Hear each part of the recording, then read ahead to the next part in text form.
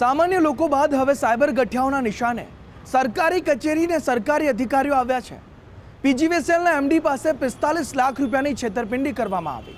સાથે જ રૂડાના અધિકારી પાસે પણ છેતરપિંડી આચરવાનો પ્રયાસ તે સાયબર ગઠિયાઓ દ્વારા કરવામાં આવ્યો। આ કેવી રીતે આખો ખેલ પાડવામાં આવ્યો છે, શું છે સમગ્ર મામલો, તે જુઓ ધ ક્રાઇમ સ્ટોરીના આ ખાસ અહેવાલમાં।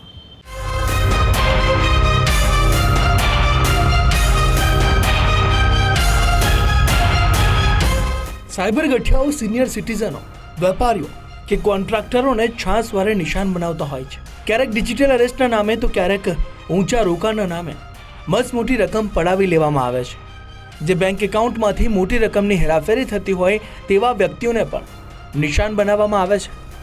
આ સાયબર ચોરોની હિંમત વધતા હવે સરકારી કચેરીમાં વરિષ્ઠ અધિકારીના નામે ઠગાઈ આચરી।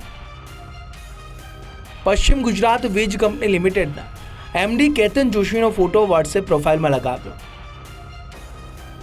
અને ફાઇનાન્સ વિભાગના જનરલ મેનેજરને મેસેજ કરી તાત્કાલિક રૂપિયા જમા કરાવવા જણાવ્યું।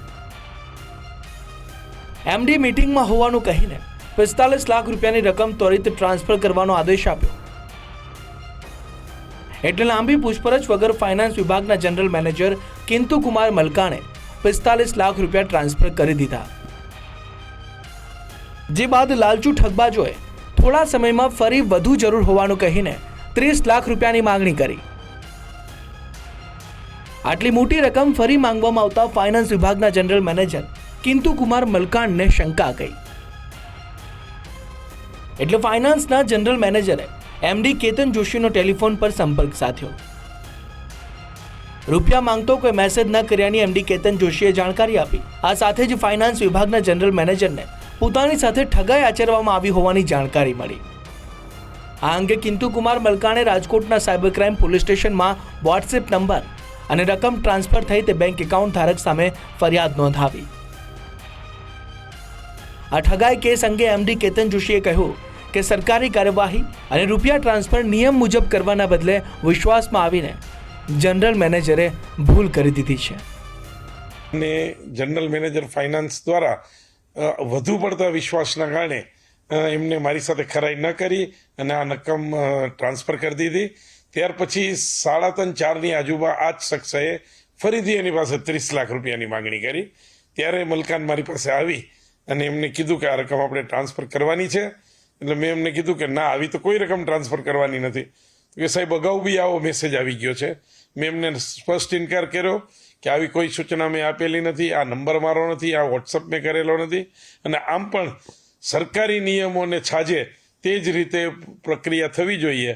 એટલે તરત જ એમને ફ્રોડ થયાની વાત સ્પષ્ટ જણાતા એમને મેં અહીંયાથી સૂચના આપી પેમેન્ટ સ્ટોપ કરવાની, અને સાથે સાથે તેઓ દ્વારા સાયબર ક્રાઇમમાં પોલીસ ફરિયાદ દાખલ કરવા માટે એમને જરૂરી સૂચના આપવામાં આવી। હાલ પોલીસ તપાસ હેઠળનો વિષય છે।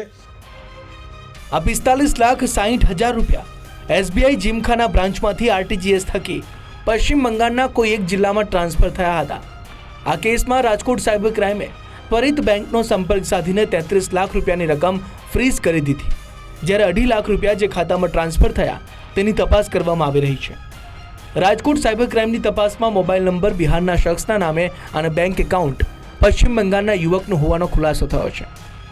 એના પછી એમને રાજકોટ શહેર સાયબર ક્રાઇમ પોલીસ સ્ટેશનનો સંપર્ક કર્યો અને જે એમની પાસે વિગતો હતી, બેંક એકાઉન્ટ નંબર અને વોટ્સએપ નંબર, એના આધારે જે બેંક એકાઉન્ટ ધારક અને વોટ્સએપ મોબાઈલ નંબર ધારક વિરુદ્ધ એક ગુનો દાખલ કરવામાં આવેલ છે અને એ ગુનાની તપાસ હાલ cyber crime police station Rajkot શહેરમાં ચાલી રહી છે। જે એકાઉન્ટ્સમાં પૈસા ગયેલ છે એમાં ફ્રીઝ કરવામાં આવેલ છે અને એમનો ડેબિટ ફ્રીઝ કરી એને જે પણ અમાઉન્ટ અમારો ડિસ્પ્યુટેડ હતો એને બ્લોક કરવામાં આવેલ છે। અમુક અમાઉન્ટ જે છે એ એટીએમ અને ચેક મારફતે વિડ્રો થઈ ગયેલ છે। આ સિવાયનો તમામ અકાઉન્ટમાં તમામ અમાઉન્ટ છે એ હોલ્ડ કરવામાં આવેલ છે।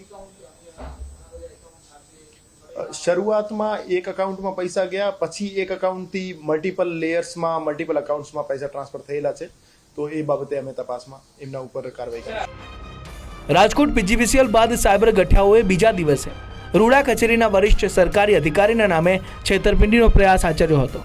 અગાઉની જ પદ્ધતિ આચરીને રૂડાના સીઈઓના નામે ઓળખ આપી 30 લાખ રૂપિયાની રકમ ટ્રાન્સફર કરવાનો આદેશ આપ્યો હતો.